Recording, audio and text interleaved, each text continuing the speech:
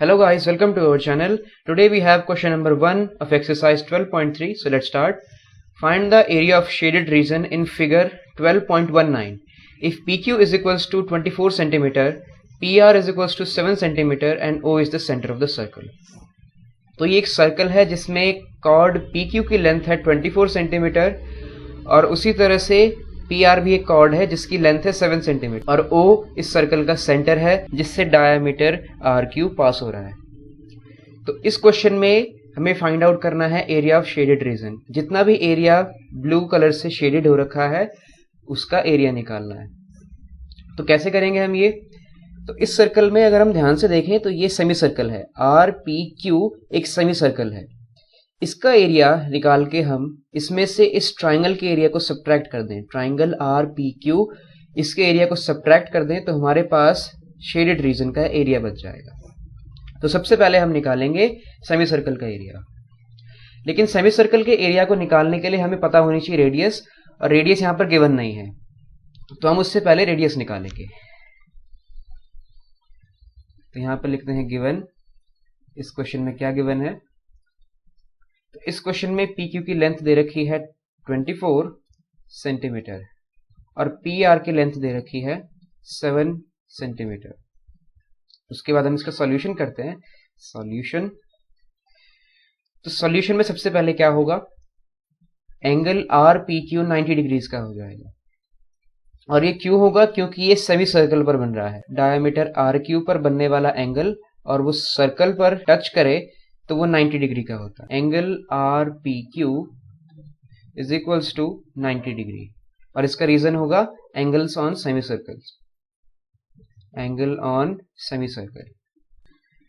और इसके बाद हम यूज करेंगे पाइथागोरस थ्योरम। तो पाइथागोरस थ्योरम में क्या हो जाएगा? RP square plus PQ square is equals to RQ square by using Pythagoras theorem.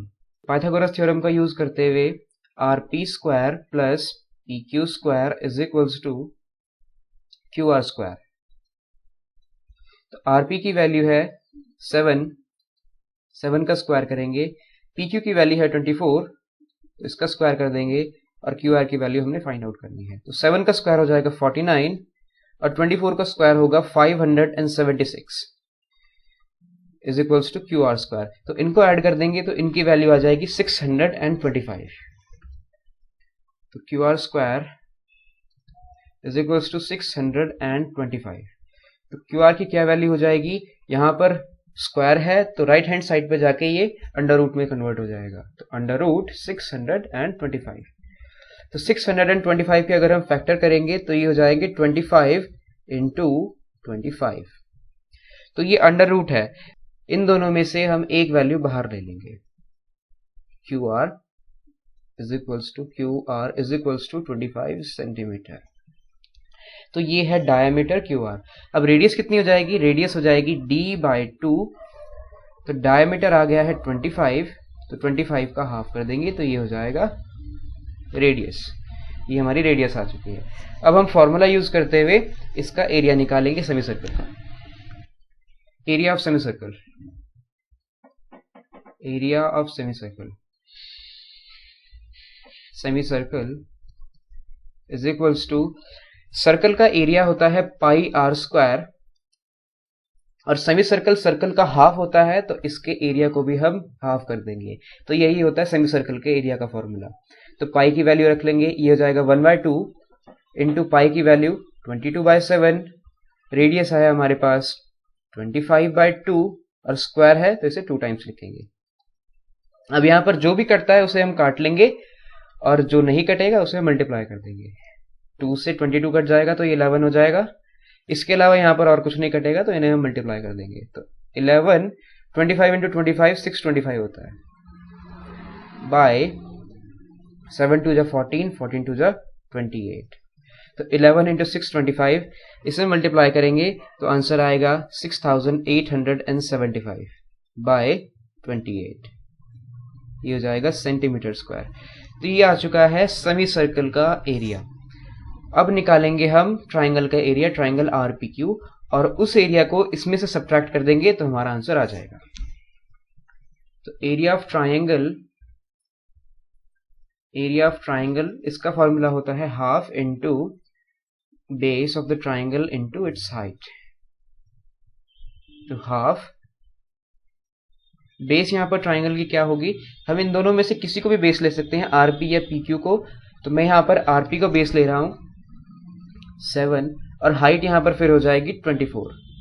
तो 2 से 24 कैंसिल हो जाएगा, ये हो जाएगा 12, और 12 इंटू 7 हो जाएगा 84 सेंटीमीटर स्क्वायर। अब पहले जो हमारे पास सेमी सर्कल का एरिया आया था उसमें से हम 84 माइनस कर देंगे तो हमारे पास आंसर आ जाएगा। तो हम लिखेंगे area of shaded region, area of shaded reason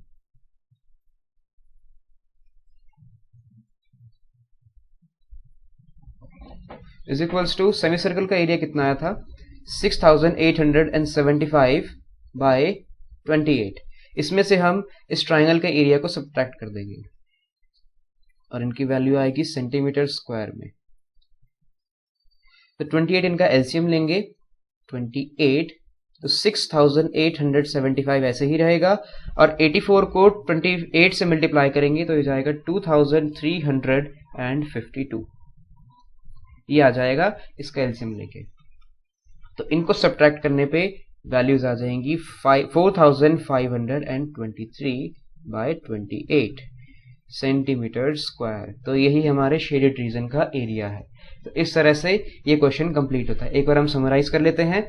हमने सबसे पहले आर पी क्यू को राइट एंगल प्रूव किया, और वो कैसे किया, क्योंकि ये डायमीटर पर बन रखा है और इसका एक पॉइंट और ये सर्कल को भी टच कर रहा है, तो इसलिए ये राइट एंगल हो जाएगा।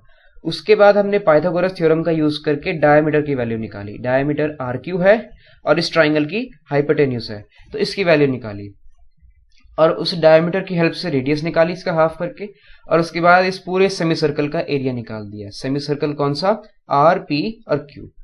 अब सेमी सर्कल के एरिया में से हमने ट्राइंगल के एरिया को सब्ट्रैक्ट कर दिया जो कि 84 था, तो हमारा आंसर आ चुका है 4523 बाय 28 सेंटीमीटर स्क्वायर।